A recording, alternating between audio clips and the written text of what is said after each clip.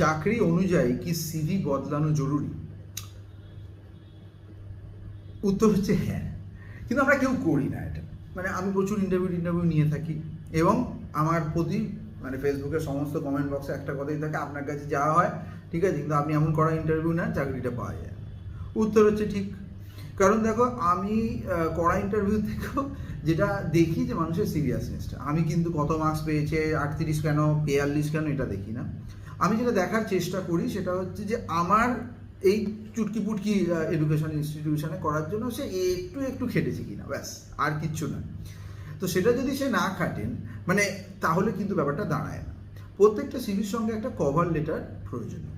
আমরা কজন cover letter লিখি বলো তো? এই কভার লেটারে নিজের ব্যাপারে থাকবে, ইনস্টিটিউশনে কেন জয়েন করতে চাইছি সেটা।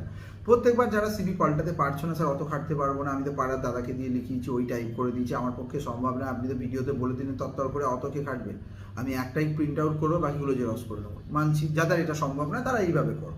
কিন্তু কভার লেটারের একটা পেজ কিন্তু বাবু করতে হবে। তোমার যদি 4 পাতার সিভি হয় তাহলে তুমি একটা পাতা এখানে করতে পারো।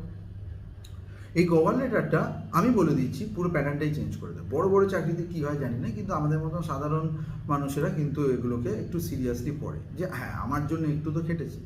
দেখো, একটা ইন্টারভিউ দিতে গেলে আজকাল 20 টাকা তো খরচা হবেই তোমার বাস ভাড়া, ঠিক আছে, সেই দিনটা নষ্ট হলো, সব মিলিয়ে 30-40 টাকা খরচা। একটা প্রিন্ট আউটে তোমার 5 টাকা খরচা হবে বা 10 টাকা খরচা হবে, এই 10 টাকাটা ধরে না, ঠিক আছে, মানে ওটাও পার্ট অফ দ্য মানে আমার কাছে ইন্টারভিউ বা যে কোনো জায়গায় ইন্টারভিউ দেওয়ার ফিজ হচ্ছে 10 টাকা, দেবে তাহলে যাও।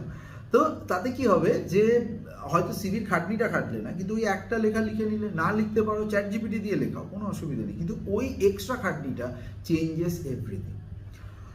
আর সিভিতে যারা চেঞ্জ করার মতন জায়গাতে রয়েছে, যারা 2-3 পাতা প্রিন্ট আউট বন্ধু বান্ধবের থেকে বার করে নিতে পারবে, তারা কিন্তু ওই ইন্ডাস্ট্রি, কারণ আমরা অনেক জায়গাতে অনেক, কখনো ব্যাংকে অ্যাপ্লাই করছি, তো কখনো সেলসে অ্যাপ্লাই করে ফেলছি, তো একটা সময়ের পরে আমাদের চাকরি হলেই হবে যখন অবস্থা চলে আসে, তখন কিন্তু এগুলো একটু মন দিয়ে করতে হবে। না হলে কি হয় যে একই সিভি সব জায়গায় যাচ্ছে, সব জায়গায় রিজেক্ট হচ্ছে এবং নিজের ওপরেই রাগ হচ্ছে, বা যে অর্গানাইজেশনে যাচ্ছি তাদেরকে চোর ভাবছি, হ্যাঁ নিকাল আগে থেকে সব ঠিক করে রেখেছিল, আমাকে খালি ফালতু টাকা হলো। তো এইগুলো আমরা ভেবে নিই যে তার ফলে আমাদের মনে কষ্ট হয়, আর আমরা পরবর্তীকালের জব হান্টটা আমাদের একটু কমে যায়।